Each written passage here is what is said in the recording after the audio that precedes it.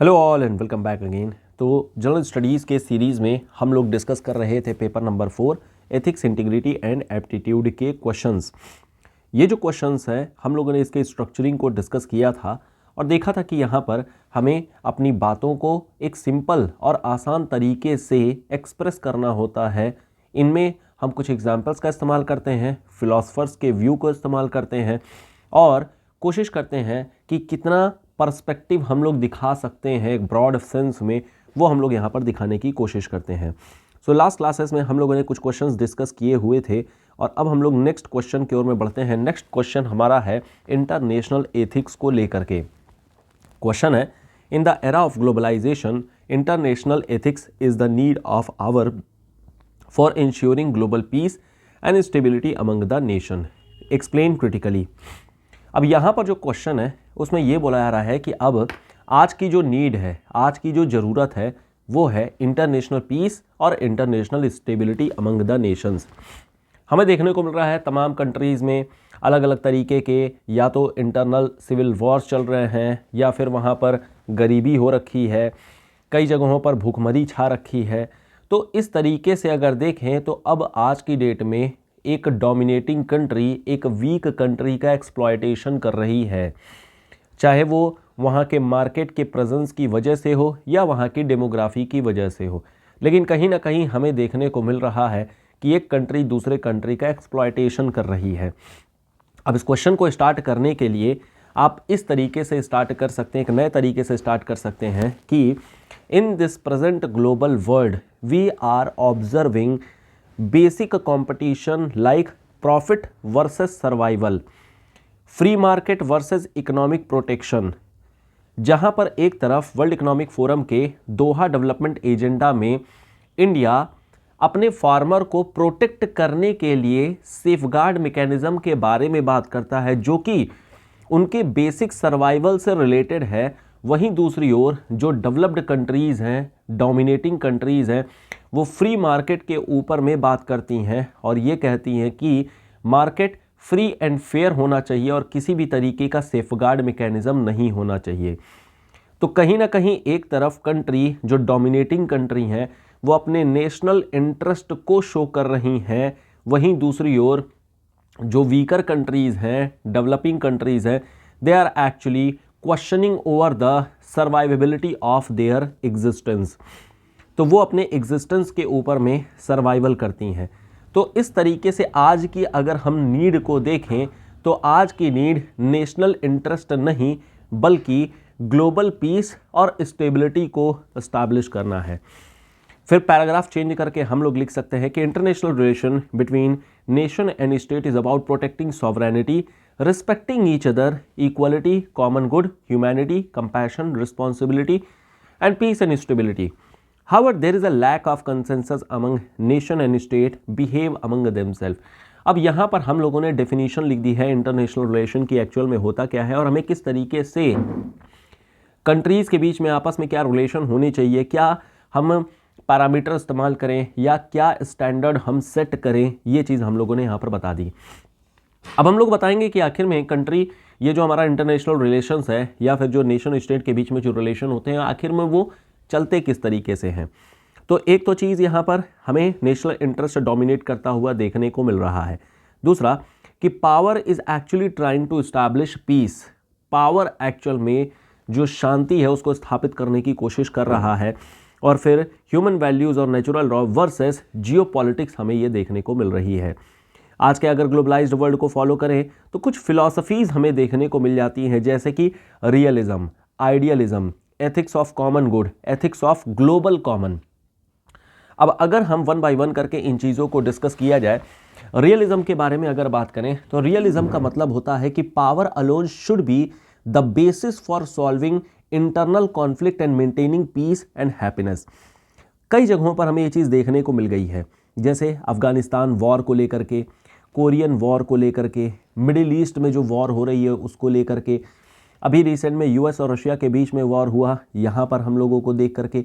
तो कहीं ना कहीं जो रियल पॉलिटिक्स है वो हमें नेशनल इंटरेस्ट और जो पावर सेंटर्ड अप्रोच है इसे लेकर के देखने को मिल जाती है। इस पावर सेंटर्ड अप्रोच को Kautilya, Thomas Hobbes, Machiavelli and max weber के द्वारा भी जस्टिफाई किया गया था। लेकिन इसमें तमाम तरीके के प्रॉब्लम है। कहीं ना कहीं जो पावर है वो हमेशा सेंटर्ड होती है और हमेशा डोमिनेटिंग नेचर की हो जाती है, and obviously it result in increasing conflict among nation and state. कभी भी युद्ध करके दो कंट्री आपस में एक साथ नहीं हुई हैं, कहीं ना कहीं उन दोनों के बीच में टेंशन हमेशा से रही ही है। इसके अलावा जो वर्ल्ड है वो बहुत अनस्टेबल हो जाता है, इकोनॉमिक सिस्टम पूरे ग्लोबल वर्ल्ड की जो है वो खराब हो जाती है, चरमरा जाती है, and it also result in huge destruction of loss of human life.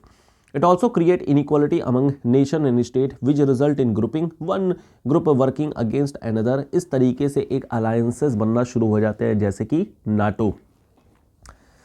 दूसरी हमारे पास फिलॉसफी देखने को मिलती है आइडियलिज्म को लेकर के। सो आइडियलिज्म का मतलब होता है this is a moral philosophy of human values, human rights, common good, जहां पर हम लोग एक्चुअल में एक दूसरे कंट्री के रिस्पेक्ट करते हैं in terms of sovereignty, in terms of human right, in terms of moral values. तो हम किसी भी पावर को शो करने की जगह पर उस कंट्री की जो सॉवरेनिटी है, एग्जिस्टेंस है, वहाँ की जो मॉरल वैल्यूज़ है, हम उसको रिस्पेक्ट करते हैं। जैसे भूटान को देख लीजिए, भूटान इन्वायरमेंट के प्रति अपनी एक ग्रैटिट्यूड शो करता है, कभी भी वॉर नहीं लड़ता है, जियोपॉलिटिक्स में भी हमेशा अपने आप को कोशिश करता है कि अनबायस्ड अप्रोच में रखा जाए। लेकिन एग्जाम्पल के तौर पे अगर देखा जाए, जैसे नाम पॉलिसी ऑफ इंडिया, या फिर जो हमारे पास में यूनाइटेड नेशंस है, या नेबरहुड पॉलिसी ऑफ इंडिया, या फिर गुजराल डॉक्ट्रिन हमें देखने को मिल जाती है। लेकिन यहाँ पर भी हमें कई तरीके के ड्रॉबैक्स देखने को मिल जाते हैं। यहाँ पर भी जब हम आइडियलिज्म के बारे में आते हैं तो कहीं ना कहीं हमें हार्ड पॉलिटिक्स और सॉफ्ट पॉलिटिक्स देखने को मिल जाती है। कुछ जगहों पर हमें हार्ड पॉलिटिक्स का इस्तेमाल करना पड़ता है, जैसे इन्वायरमेंटल एंगल। अब इन्वायरमेंटल एंगल को अगर हम लोग देखें तो जस्ट लाइक यूएस है, जो यूनाइटेड स्टेट्स ऑफ अमेरिका है, यूएसए है, कहीं ना कहीं वो इन्वायरमेंट को एक सेंसिटिव एंगल से नहीं देखता है। पार्टी इन पावर जैसे ही बदलती है वैसे ही अल्टीमेटली यहाँ पर ये लोग कभी जो इन्वायरमेंट से रिलेटेड जो एक्शंस लिए गए हैं, जैसे पेरिस क्लाइमेट डील, इनसे अपने आप को बाहर कर लेता है, कभी ये अपने आप को ज्वाइन करा लेता है। तो कहीं ना कहीं जो सेंसिटिविटी होती है वो देखने को नहीं मिलती है, और इसी वजह से हमें यहाँ पर स्ट्रिक्ट एक्शन लेने होते हैं। इसके अलावा जैसे 1971 इंडिया पाकिस्तान वॉर हुई थी, वो वॉर भी अनजस्टिफाइड है, एंड ऑब्वियसली यहाँ पर हमें कभी भी सॉफ्ट पावर के थ्रू हम इस चीज़ को नहीं देख सकते हैं, हमें उसको हार्ड पावर के थ्रू ही अल्टीमेटली देखना होता है। In fact there is a problem of refugee also. तो रेफ्यूजी की जो प्रॉब्लम है वो ना तो हार्ड पॉलिटिक्स में आती है और ना ही सॉफ्ट पॉलिटिक्स में आती है, ये इन दोनों का मिश्रण हमें देखने को मिल जाता है। तो कहीं ना कहीं आइडियलिज्म भी अपने आप में कंप्लीट नहीं होती है, हमें यहाँ पर कुछ चीज़ों में आइडियलिज्म फेल होता हुआ भी नज़र आता है। तीसरी फिलॉसफी होती है एथिक्स ऑफ कॉमन गुड को लेकर के। एथिक्स ऑफ कॉमन गुड का मतलब होता है जहाँ पर हम इन्वायरमेंटल एंगल के बारे में बात कर रहे होते हैं, जहाँ पर हम जितने भी क्लाइमेट चेंज से रिलेटेड चीज़ों को लेकर के बात करते हैं, यहाँ पर हम लोग बोलते हैं कि कॉमन गुड ही एक्चुअल में इस पूरी पृथ्वी का मेन मकसद है। नेशन एंड स्टेट उनको इस तरीके से फंक्शन करना चाहिए जिससे वो कॉमन गुड फॉर ऑल को प्रमोट करें।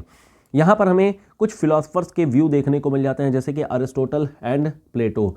इन दोनों लोगों ने ही कॉमन गुड के बारे में बात किया था, इन दोनों लोगों ने ही वर्च्यू के बारे में बात किया था कि हमेशा एक attainment of common good he ultimately human को हैप्पीनेस दे सकता है। तो इस तरीके से हम लोग देख सकते हैं कि पावर केवल या फिर पावर अकेला या फिर नेशनल इंटरेस्ट कभी भी किसी कंट्री को आगे नहीं बढ़ाएगा। कुछ इनके जो मोटिव्स होते हैं उनको जरूर आगे बढ़ा सकता है, लेकिन अल्टीमेट जो है एम होना चाहिए global peace and harmony in the world. ये हमारा मेन मकसद होना चाहिए। इनफैक्ट अगर हम लोग देखें, हमारे इंडिया का भी फिलॉसफी होता है वसुधैव कुटुंबकम, that is universal brotherhood, that is welfare for all. और ये जो वेलफेयर फॉर ऑल है ये हम तरह तरह से, जैसे compassion, selflessness, non violence, truth, responsibility, yoga, इन सब के थ्रू प्रमोट करने की कोशिश करते हैं। फिर हमारे पास एथिक्स ऑफ कॉमन गुड देखने को, एथिक्स ऑफ ग्लोबल कॉमन देखने को मिल जाती है। एथिक्स ऑफ ग्लोबल कॉमन का मतलब ये है जहाँ पर हम लोग जो ग्लोबल एलिमेंट्स हैं, जैसे ओशियन, इन्वायरमेंट, हमारा एटमॉस्फेयर, इन सब के प्रोटेक्शन के बारे में हम लोग बात करते हैं। हम लोग अपना नेशनल इंटरेस्ट अगर देखें तो अल्टीमेटली जो डिज़ास्टर सामने आएगी वो कभी भी नेशन की बाउंड्री को देख करके नहीं आती है, बल्कि वो सबके लिए कॉमन ही होती है। And in fact because of this, जैसे डेवलप्ड नेशंस ने ऑलरेडी जितने भी डैमेजेस कर रखे हैं उसका जो कंपनसेशन है वो छोटे नेशंस को चुकाना पड़ रहा है, जैसे कि Polynesia, Micronesia and Melanesia group के जो कंट्रीज़ है, पलामू वगैरह हो गए, एटसेट्रा एटसेट्रा। तो कहीं ना कहीं यहाँ पर अब हमें एक ग्लोबल कॉमन के तरफ काम करने की ज़रूरत है, हमें पीस की ज़रूरत है, हमें स्टेबिलिटी की ज़रूरत है। तो हम लोग लास्ट में ये कंक्लूड कर सकते हैं कि अब हम लोगों को नेशनल इंटरेस्ट छोड़ना होगा और अब there is a need of global common value and there is a need to establish international peace and stability. और इस तरीके से हम लोग बोल सकते हैं कि कहीं ना कहीं अब हम लोगों को ज़्यादा फोकस करना होगा, वही पहली लाइन जो शुरुआत से स्टार्ट की गई थी कि अब हम लोगों को कोशिश करना होगा कि हम नेशनल इंटरेस्ट की जगह पर हम ग्लोबल वैल्यूज़ की, हम लोग ग्लोबल वैल्यू को इस्टेब्लिश करें। हम प्रॉफिट की तरफ न भाग करके जो सर्वाइवेबिलिटी वाले चीज़ हैं उन पर ज़्यादा फोकस करें कि that everyone should survive, everyone should get their basic need. हम लोग फ्री मार्केट को तो आगे बढ़ा रहे हैं, लेकिन कहीं ना कहीं हम लोग को फोकस करना पड़ेगा इकोनॉमिक प्रोटेक्शनिज्म के ऊपर में कि एक्सप्लॉयटेशन का केस नहीं हमें देखने को मिले। और इंटरनेशनल रिलेशंस में जो हमारे नेशन और स्टेट के बीच में आपस में रिलेशन देखने को मिल रहे हैं, वहाँ पर अब हमें नेशनल इंटरेस्ट को न डोमिनेट करा करके हमें फोकस करना चाहिए on the global values, global peace and stability. तो इस तरीके से इस आंसर को आप लिख सकते हैं। एक छोटा सा यहाँ पर कुछ व्यू दिया गया है कि in today's globalised world international ethics a set of shared values and principle guiding state behaviour is pivotal for peace and stability among the nations. यहाँ पर cooperation, preventing conflict, respecting sovereignty और human right के बारे में बात की गई है। हालांकि हम लोगों ने काफ़ी डिटेल में इस क्वेश्चन को डिस्कस कर लिया और इंटरनेशनल रिलेशन से कोई भी क्वेश्चन अगर आएगा तो आई डोंट थिंक कि कोई ऐसी दिक्कत होनी चाहिए। You guys can easily right now any question on the international ethics.